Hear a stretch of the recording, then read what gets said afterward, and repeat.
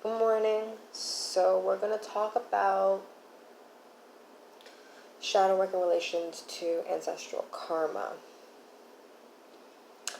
Doing your shadow work, there's many levels to it, there's many aspects to it, many subcategories, which is why lately you've been seeing me post a lot of shadow work, because it is very complex. With that being said, in regards to generational karma, generational ancestral karma, how I can best explain it to you is with your immediate family, you will come across many learned behaviors. You took a lot of things upon yourself due to that relationship you had with your immediate family, whether it be your brothers, your sisters, your mother, your father, your grandparents. With that being said, with these learned behaviors, sometimes they are toxic and you have to unlearn them. Karma is neither dark nor light. It is kind of the residual bounce back effect of any action, the consequence to that action.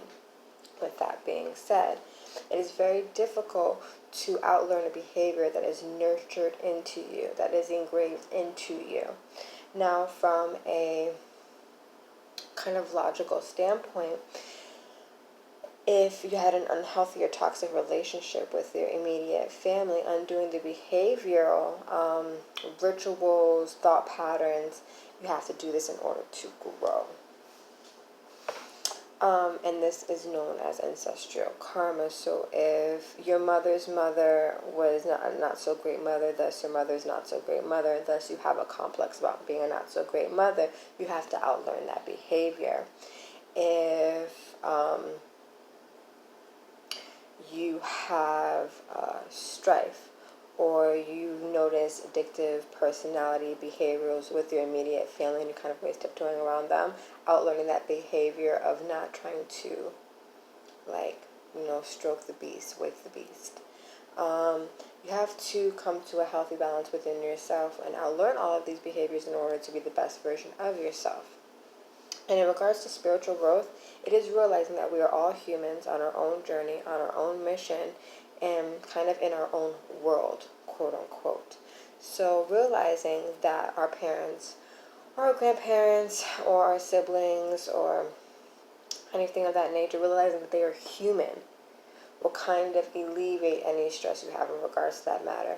You really can't think about basically how you're going to affect other people when you're on your way to your own spiritual growth, as long as you have the best of intentions and you're trying your best to kind of undo toxic behaviors.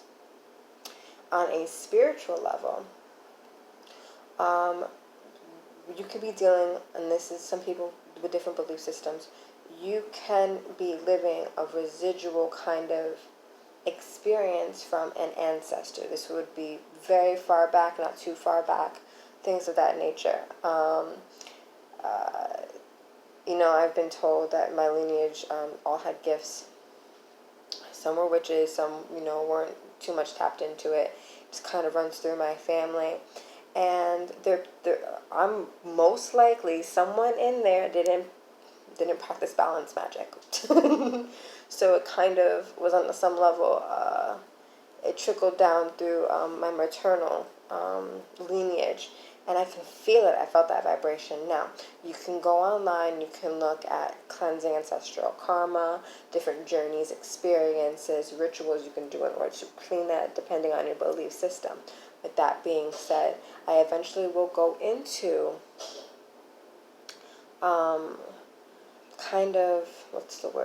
into the ancestral honoring, ancestral worship aspect of it. But that really doesn't have too much to do with shadow work, but it can if you kind of understand the complexities of being human and how that kind of affects you.